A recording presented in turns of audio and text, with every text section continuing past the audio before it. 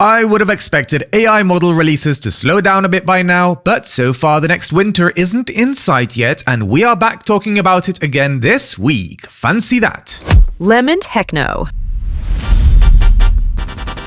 Hello and welcome to this week's Top Hacker News articles. The top 3 this week are Sora, OpenAI's text-to-video model, a post about a cool project to balance a cube on one of its vertices, and the end of EU's CSAR mass surveillance plans. Let's dive in. The first item is the release of the Sora text-to-video AI model by OpenAI. Sora can generate videos up to a minute long with quality that surpasses anything we've seen before. We knew this was coming, but in 1 year, the leap has been massive. The release so far is internal, yet some people will gain access to assess any concerns regarding harms or risks. Even though it is not perfect and sometimes struggles with areas such as physics, the results so far are astounding and definitely will become a go-to tool for both amateur videographers and YouTubers, as well as big budget productions in the future. Marquise Brownlee made a really cool video exploring the topic and implications a bit more in depth. Go check it out. There was so many comments on the Hacker News post that Dang had to intervene to post links to view all pages. The top comment by Mihaich dives straight into the main talking point when concerns about ethics, originality and copyright come up regarding AI models. All our cultural legacy is being fed into a monstrous machine that gives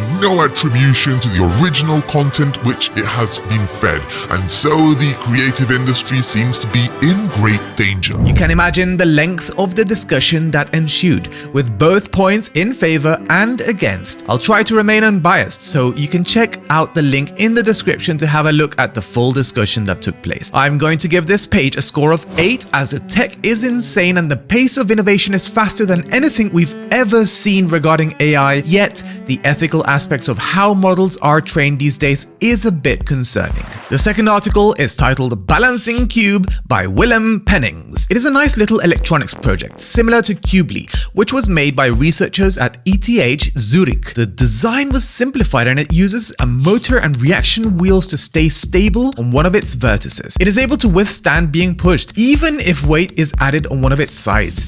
Amazing, right? All the technical and assembly details are shared on the website, so check it out if you are interested in this area. The top comment is from C. Medi, who quotes a line from the article that says, "I spent a few days flipping the signs of various signals before I got them right." His comment was to mention that even though he has some MSc in controls and signal processing, they also have done the same, figuring out it might have been because they weren't experienced enough, but that they might have had the sign wrong on that one all along. Replies to that comment include a lot of fun takes on engineering practices. I'm going to give this article a 9 as it's a fun project and I'd love to have one of those someday spinning around in the background while I'm working. The third article is about the European Court of Human Rights banning weakening of secure end-to-end encryption, potentially ending EU's CSAR plans, and it was written by EU Reporter. The article states that encryption helps citizens and companies protect themselves against hacking, identity theft, fraud, and more, and that backdoors could be exploited by criminal networks as well as reducing overall device security. Furthermore, it states that secure encryption saves lives and that without encryption we can never be sure whether our messages or photos are being disclosed to people we don't know. All in all, it is a great outcome. The top comment provides a bit more clarity to why the court reached that conclusion,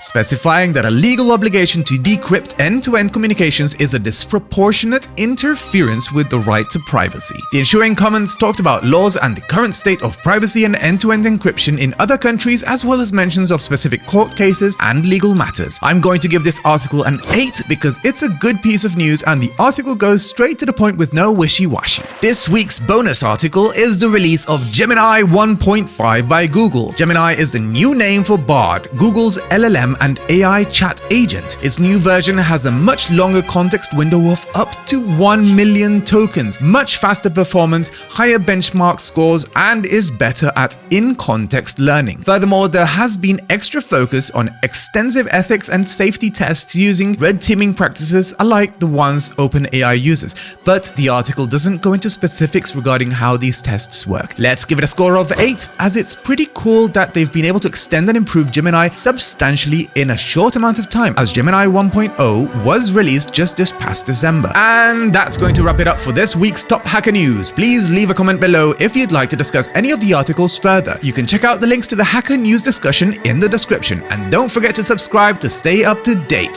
See you next week!